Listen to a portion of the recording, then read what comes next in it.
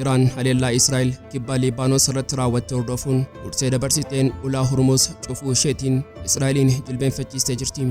Ajajaan waraanaa Israa'el Iyyaala Zaamir naafi hudhaa dippiloomaasii kana baachuu dadhabee haleellaan kibba Libaanos irratti godhamu hatattamaan dhaabbatu jechuun ajajaa dhukaasa dhaabbii kenne.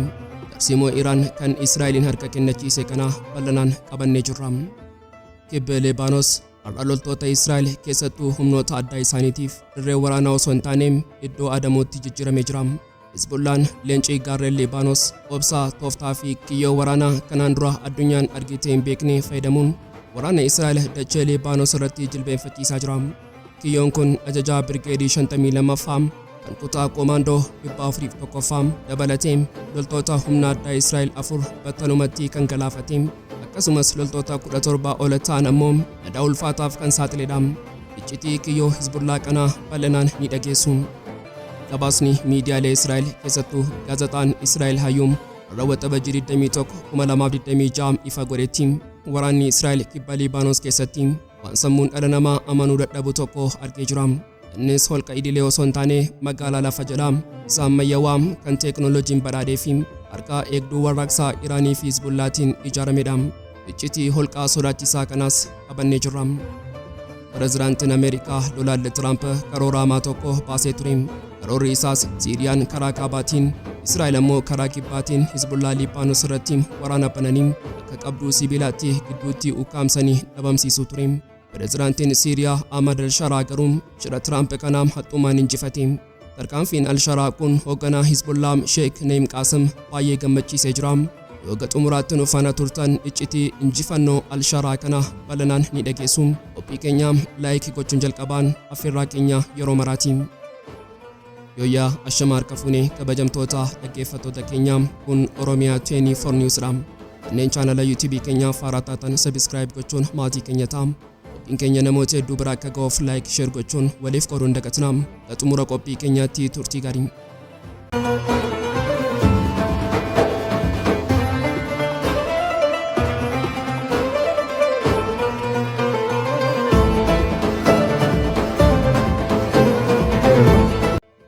Waraqaan nagaa minjaala irra taa'ee nama osoo hin taane dhiigaa fi ibiddatti makamuuf qarqara qileerraa dhaabbatee ture.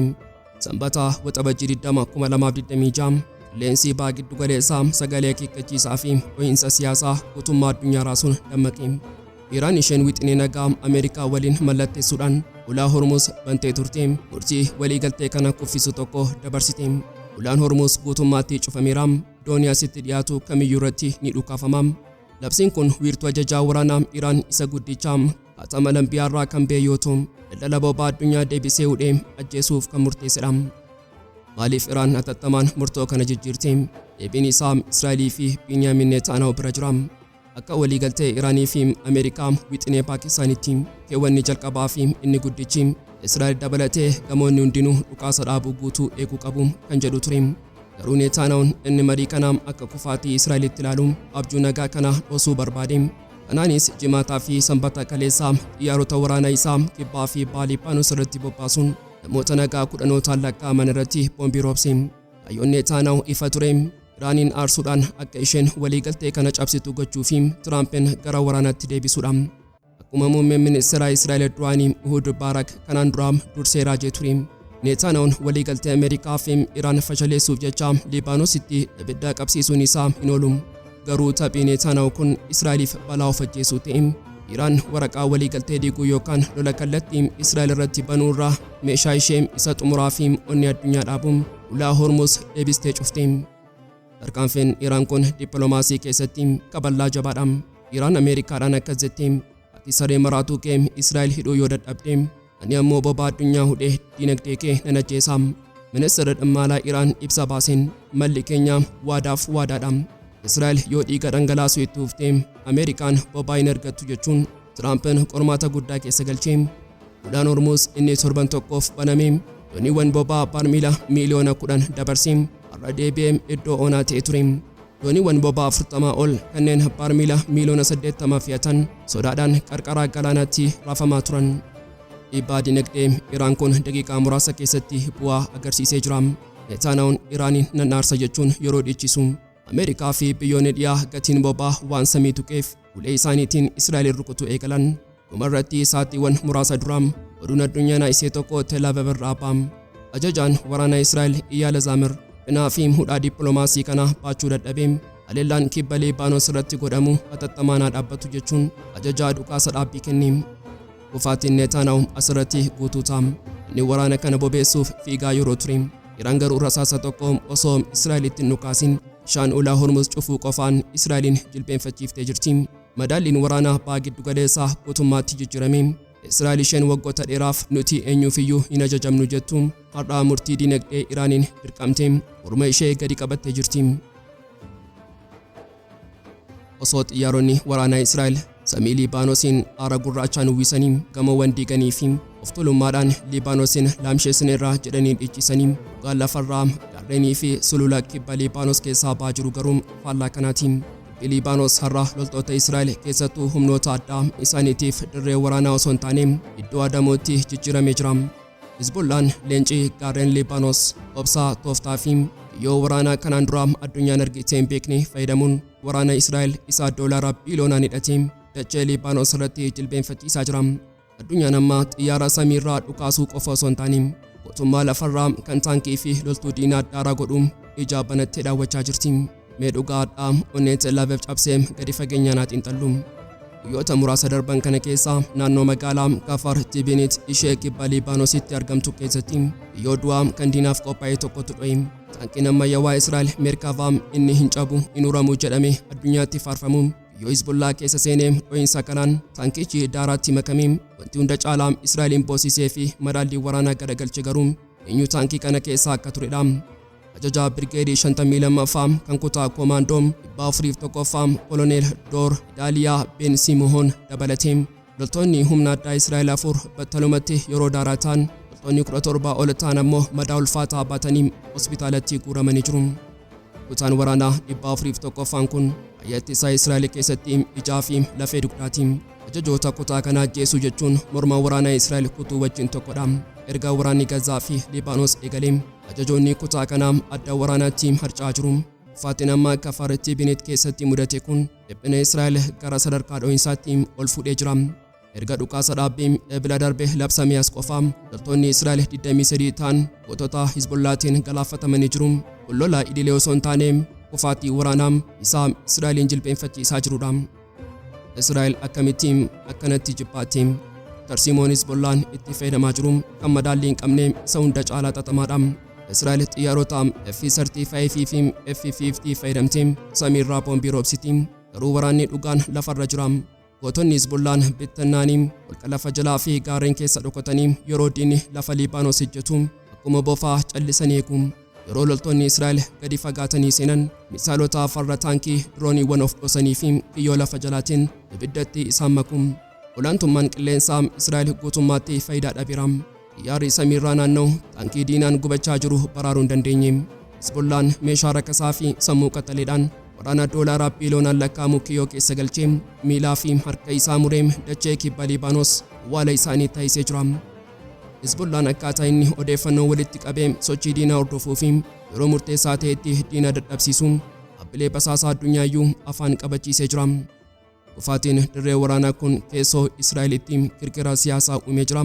Haalli hawaasaa fi siyaasaa Tel Aviv bittinnaa jira. Maatiiwwan loltoota Israa'el dhiphinaa fi aariidhaan guutamanii jiru. Abbaan loltuu kibba Libaanos keessaa lolaa jiru tokko ajajaa waliigalaa waraana Israa'el Iyyaal Zaamiriitiif xalayaa gaddaa fi aarii barreesse. Xalayicha keessatti kibbi Libaanos ijoollee keenyaaf dirree lolaa osoo hin taane dirree adamoo diroonii Hizbullaateera. Ijoolleen keenya lubbuun akka jiraatan kan godhu ogummaa isaanii osoo hin taane carraa qofadha jechuun dhugaa saaxilee jira. Mootummaan Israa'el uummata isaa dura dhaabbatee deebii kennuu dadhabee ministeeronni farra Arabaa ta'an dhiphina keessoo isaanii dhoksuuf Libaanoosiin guutummaatti lafarraa xaa'uu qabna jedhanii dhaadatu. Garuu xiinxaltoonni waraanaa Israa'el dhugaa jiru ni beeku. Libaanoosiin haxaa'uun afaaniin salphaadha, garuu lafarratti Hizbullaan nu haxaa'aa jira. Diinni humna guddaa qabaatus yeroo dirree lolaa irratti hiika dhabu injifannoon isaa abjuu qofatti hafa. Hizbullaan irraa madaallii waraanaa guutummaatti jijjiiree jira. Israa'el gaarreen Kafar Tibinit, Arnuunii fi Alii Al-Xaayir seenuuf yeroo yaaltu gootonni Hizbullaan qophii guutuun simatanii reeffa loltoota Israa'elii fi caccabaa taankota isaanii dirree irratti hambisaa jiru. Kuni waraana qofa osoo hin taane waraana sammuutiin. Loltoonni Israa'el kamiyyuu yeroo daangaa Liibaanos qaxxaamuru ani har'aa adamfamaan jira maaltu narra bu'aa sodaa jedhuun rommam. Ijaarsi waraana Israa'el inni waggoota dheeraaf mo'amuu hin danda'u jedhamee lallabamu har'a dachee Liibaanos irratti diroonii gatiin isaa doolaara 1000 muraasa hin caallee fi gootota qawwee baataniin caccabee lafatti nammee jira. Kufaatii istiraatiijii jechuun kana Hizbollaan lafa isaa irratti hundaa'ee humna diinaa dadhabsiisaa, maallaqa diinaa gubaa fi hamilee diinaa cabsaa Israa'eliin jilbeenfachiisaa jira. Gabaasni miidiyaalee Israa'el keessattuu gaazexaan Israa'el Hayyuum har'a waxabajjii 21/2026 akka ifa godhetti waraanni Israa'el kibba Liibaanos keessatti waan sammuun dhala namaa amanuu dadhabu tokko argee jira. Innis holqa idilee osoo hin taane magaalaa lafa jalaa isa ammayyaawaa teekinooloojiin badhaadhee fi harka eegduu warraaqsa Iraanii fi Hizbullaatiin ijaaramedha. Qondaaltonni waraanaa Israa'el ofii isaaniitiin ijaarsi lafa jalaa kun maagneetoo nervii yookaan nervii seenterii kutaa waraanaa Hizbullaa Isaama Badr jedhamu ta'uusaa amanuuf dirqamanii jiru. Simoon ijaarsaa holqoota kanaa warra Hamaas Gazaa keessatti ijaaree dachaa 10 kan caaluu fi ijaarsa waraanaa ammayyaawaa keessatti kan morkataa hin qabnedha. Tarsiimoo waraanaa magaalaa lafa jalaa kanaa gadi fageenyaan haa ilaallu.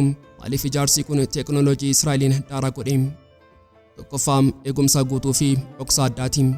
Xiyyaarri Israa'el boombii hamma fedhe guddaa ta'e samiirraa yoo roobse saatalaayitiin Ameerikaa haga fedhe yoo sakkatte hooggantoonni fi loltoonni Hizbullaa lafa jalaa fageenya dhagaa caccabuu hin dandeenye jalatti nagaan socho'u. Badariin diinaa isaaniin argu, xiyyaarri diinaa isaaniin rukutu. Isaan dachee ofii isaanii akka gaachana sibiilaatti uffatanii xiyyaara diinaa doolaara miiliyoonaan lakkaa'amutti qoflaa jiru. Lammaffaan wiirtuu ajajaa fi to'annoo hin diigamnedha. Osoo lafti gubbaan boombiidhaan barbadaa'u ajajni waraanaa guutummaatti lafa jala darba. Iddoo kana keessa wiirtuun quunnamtii ammayyaawaa fi ajajaa waraanaa ijaaramanii jiru. Inni gamoo lafarraa diigee ajaja Hizbullaa kunneerra jechuun yeroo of gowwomsu. Qondaaltonni Hizbullaa garuu daka ta'anii waraana kanaaf bifa qindaa'ateen hoogganaa jiru. Sadaffaan kuusaa meeshaa waraanaa iccitiidha. Holqoonni kunniin godoo duwwaa miti. Meeshaaleen waraanaa ammayyaawaa Iraan irraa dhufan, misaayilonni, dirooniiwwan, sirnoonni quunnamtii fi meeshaaleen qajeelchaa eegumsa guutuun as keessaa tuulamanii jiru. Inni meeshaa kanaa ijaan arguu yookaan rukutuu hin danda'u. Meeshaan kun battalaa itti fayyadamuuf deemuu qofa lafa jalaa ba'a. Afuraffaa fi inni hunda caalaa onnee loltoota Israa'el dhiigsuun haleellaa tasaadha. Loltoonni Hizbullaa iddoo diinni gonkumaa hin eegnetti dudduuba diinaarraan lafa jalaa ba'anii balaa guddaa geessisanii deebi'anii lafa jala seenu. Tarsiimoon kun loltoota Israa'el jeeqee lafarraa tarkaanfachuullee akka isaan sodaatan taasisee jira.